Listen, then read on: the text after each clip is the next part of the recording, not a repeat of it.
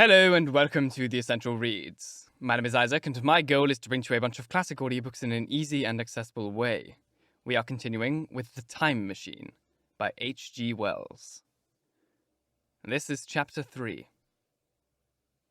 I told some of you last Thursday the principles of the Time Machine, and showed you the actual thing itself, incomplete in the workshop. There it is now, a little travel-worn, truly, and one of the ivory bars is cracked, and a brass rail bent, but the rest of it is sound enough. I expected to finish it on Friday, but on Friday, when the putting together was nearly done, I found that one of the nickel bars was exactly 1 inch too short, and this had to get remade. So the thing was not complete until this morning. It was at 10 o'clock today that the first of all time machines began its career. I gave it a last tap, tried all the screws again, put one more drop of oil on the quartz rod, and sat myself in the saddle. I suppose a suicide who holds a pistol to his skull feels much the same wonder at what will come next as I felt then. Took the starting lever in one hand, and the stopping one in the other. Pressed the first, and almost immediately the second. It seemed to reel. I felt a nightmare sensation of falling, and, looking round, I saw the laboratory exactly as before. Had anything happened? For a moment I suspected that my intellect had tricked me. Then I noted the clock. A moment before, as it seemed, it stood at a minute or so past 10. Now it was nearly 3:30. I drew a breath, set my teeth, gripped the starting lever with both hands, and went off with a thud. The laboratory got hazy and went dark. Mrs. Watchett came in and walked, apparently without seeing me, toward the garden door. I suppose it took her a minute or so to traverse the place, but she seemed to me to shoot across the room like a rocket. I pressed the lever over to its extreme position. The night came like the turning out of a lamp, and in another moment came tomorrow. The laboratory grew faint and hazy, and then fainter and even fainter. Tomorrow night came black, then day again, night again, day again, faster and faster still. An eddying murmur filled my ears, and a dumb confusedness descended on my mind.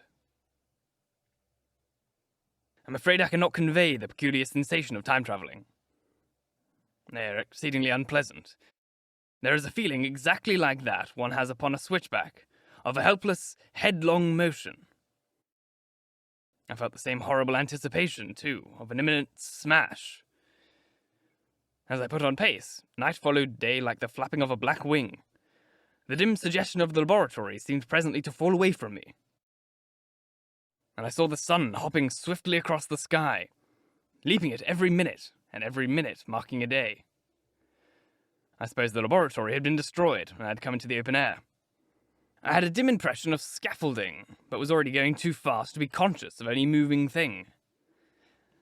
The slowest snail that ever crawled dashed by too fast for me.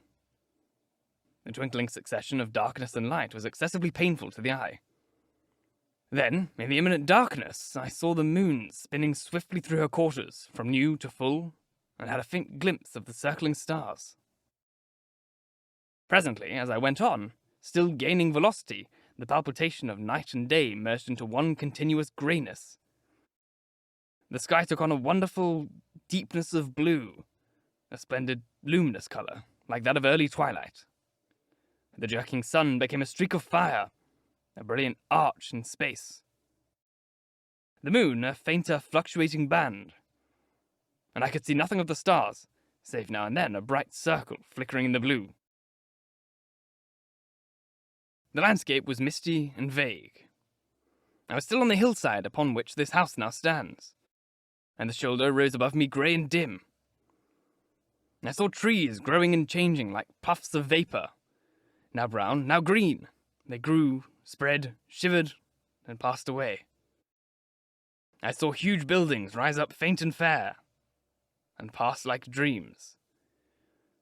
The whole surface of the earth seemed changed, melting and flowing under my eyes. Little hands upon the dials that recognized my speed raced round faster and faster. Presently I noticed that the sun belt swayed up and down from solstice to solstice in a minute or less. And consequently, my pace was over a year a minute, and minute by minute the white snow flashed across the world and vanished, and was followed by the bright, brief green of spring. The unpleasant sensations of the start were less poignant now. They merged at last into a kind of hysterical exhilaration. I remarked indeed a clumsy swaying of the machine, for which I was unable to account. But my mind was too confused to attend to it, so with a kind of madness growing upon me, I flung myself into futurity.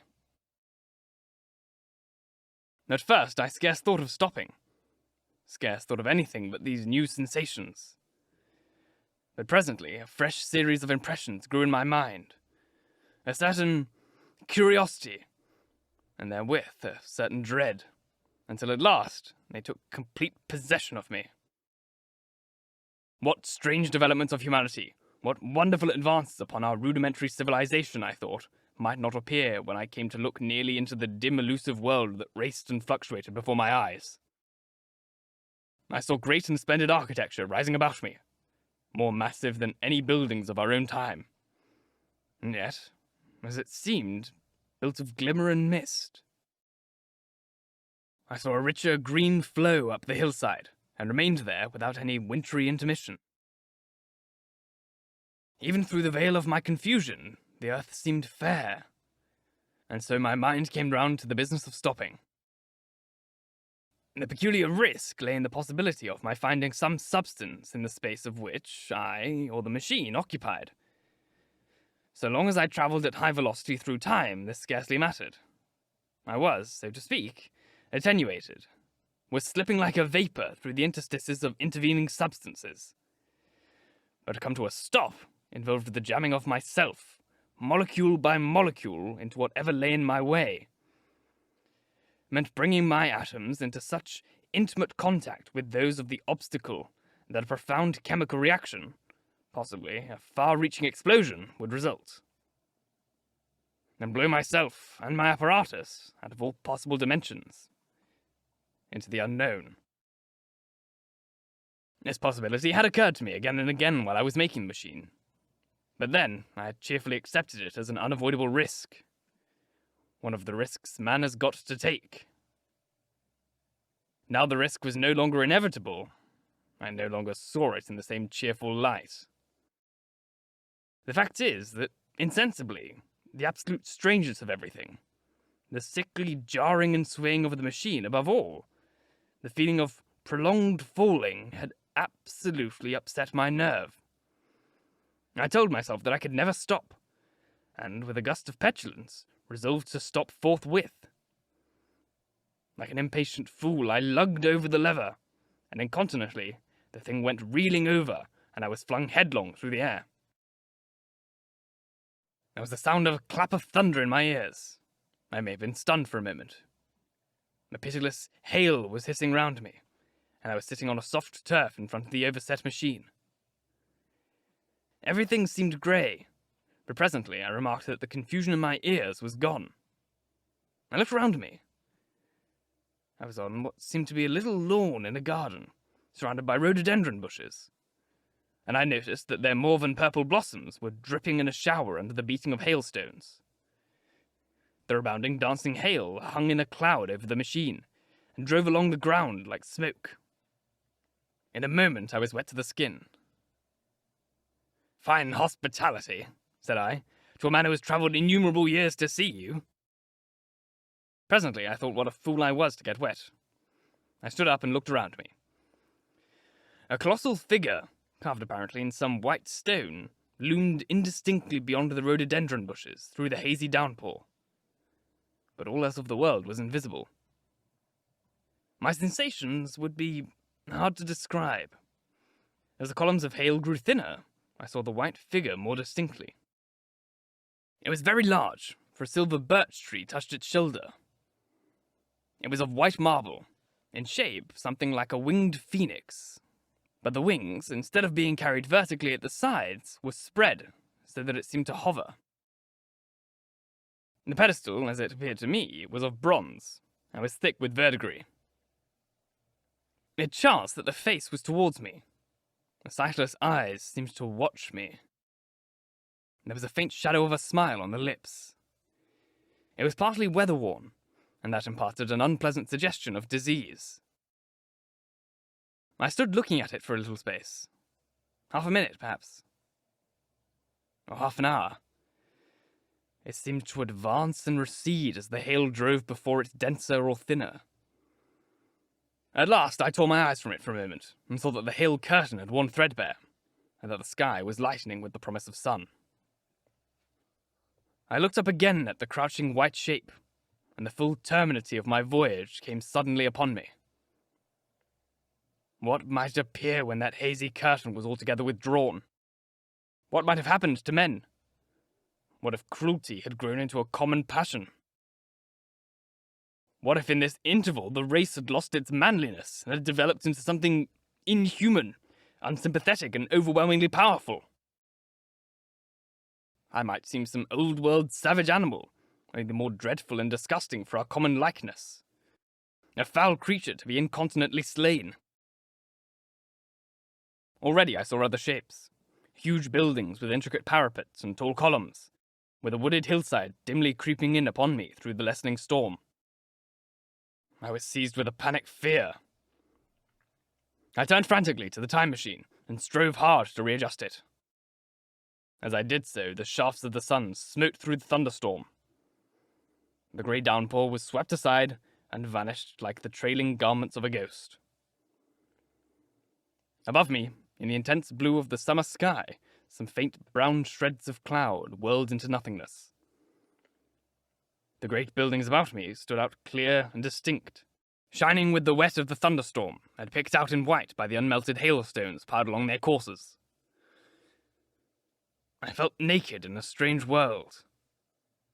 I felt as perhaps a bird may feel in the clear air, knowing the hawk wings above and will swoop. My fear took to frenzy. I took a breathing space, set my teeth, and again grappled fiercely, wrist and knee, with the machine. It gave under my desperate onset and turned over, and struck my chin violently. One hand on the saddle, the other on the lever, I stood panting heavily, in attitude to mount again. But with this recovery of a prompt retreat, my courage recovered. I looked more curiously and less fearfully at this world of the remote future. In a circular opening, high up in the wall of the nearer house, I saw a group of figures clad in rich, soft robes. They had seen me, and their faces were directed towards me. Then I heard voices approaching me. Coming through the bushes by the white sphinx were the heads and shoulders of men running. One of these emerged in a pathway leading straight towards the little lawn upon which I stood with my machine. He was a slight creature, perhaps 4 feet high, clad in a purple tunic, girdled at the waist with a leather belt. Sandals, or buskins, I could not clearly distinguish which, were on his feet. His legs were bare to the knees. His head was bare. Noticing that, I noticed for the first time how warm the air was. He struck me as being a very beautiful and graceful creature, but indescribably frail.